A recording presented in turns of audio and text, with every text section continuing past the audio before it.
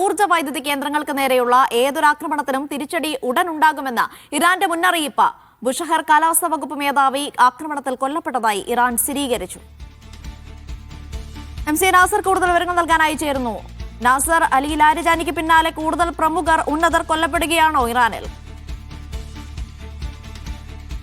അലീഷ, ആക്രമണം വ്യാപകമായി തന്നെ തുടരുന്നുണ്ട്. അല്പം മുമ്പ് ഇസ്രായേലിന് നേർക്ക് കൂടുതൽ മിസൈലുകൾ അയച്ചുകൊണ്ട് തിരിച്ചടി ആരംഭിച്ചതായിട്ട് ഇറാൻ നേതൃത്വം കൂടി അറിയിക്കുന്നുണ്ട്.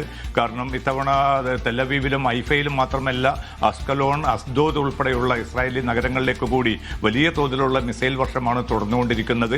ഇന്നലെയും മിനിയാന്നുമായി നടന്ന ആക്രമണത്തിൽ മാത്രം 200-ലേറെ പേർക്ക് പരിക്കേറ്റ ഒരു സാഹചര്യമുണ്ട്. നിരവധി പേരുടെ പരിക്ക് ഗുരുതരമാണെന്ന് ഇസ്രായേൽ നേതൃത്വം സ്ഥിരീകരിക്കുന്നുണ്ട്. പക്ഷേ ഈ പ്രതിരോധങ്ങൾ മറികടന്നുകൊണ്ട് എങ്ങനെ ഇറാന്റെ മിസൈലുകൾ തങ്ങളുടെ മണ്ണിൽ പതിച്ചു എന്നത് സംബന്ധിച്ച് വിശദമായിട്ടുള്ള അന്വേഷണത്തിന് ഉത്തരവിട്ടതായും ഈ കുറ്റമറ്റ രീതിയിലുള്ള ഒരു പ്രതിരോധ സംവിധാനം ഉടൻ തന്നെ ഏർപ്പെടുത്തുമെന്ന് കൂടി ഇസ്രായേൽ സൈനിക രാഷ്ട്രീയ നേതൃത്വം അല്പം മുമ്പ് വ്യക്തമാക്കിയിട്ടുണ്ട്.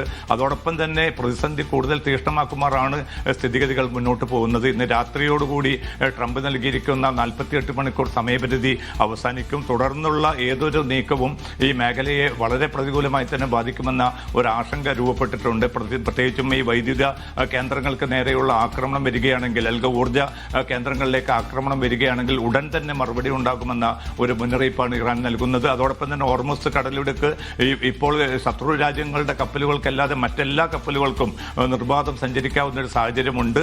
അത് അനുമതി തങ്ങൾ നൽകുന്ന പ്രകാരമാണ് ആ കപ്പലുകൾ കടന്നു പോകുന്നത്. പക്ഷെ അതുകൂടി പൂർണ്ണമായിട്ട് അടയ്ക്കുന്ന ഒരു അവസ്ഥയിലേക്ക് തങ്ങൾ നീങ്ങും എന്ന ഒരു മുന്നറിയിപ്പ് കൂടിയാണ് ഇറാൻ നൽകുന്നത്.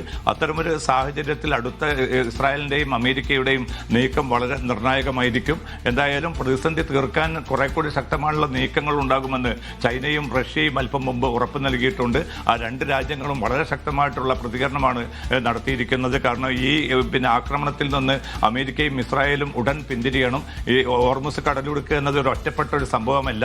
അത് ഈ സംഘർഷത്തിന്റെ സമഗ്രതയിൽ വേണം ആ ഒരു സംഭവത്തെ വിലയിരുത്താൻ. അതുകൊണ്ട് തന്നെ തങ്ങളുടേതായിട്ടുള്ള ഈ ആക്രമണം അമേരിക്കയും ഇസ്രായേലും നിർത്തുകയാണെങ്കിൽ അതോടൊപ്പം തന്നെ ഹോർമുസ് കടലിടുക്കിലൂടെയുള്ള സഞ്ചാരം വളരെ സുഗമമാകും എന്നൊരു വിലയിരുത്തൽ കൂടിയാണ് റഷ്യയും ചൈനയും നടത്തിയിരിക്കുന്നത്. അനിഷ.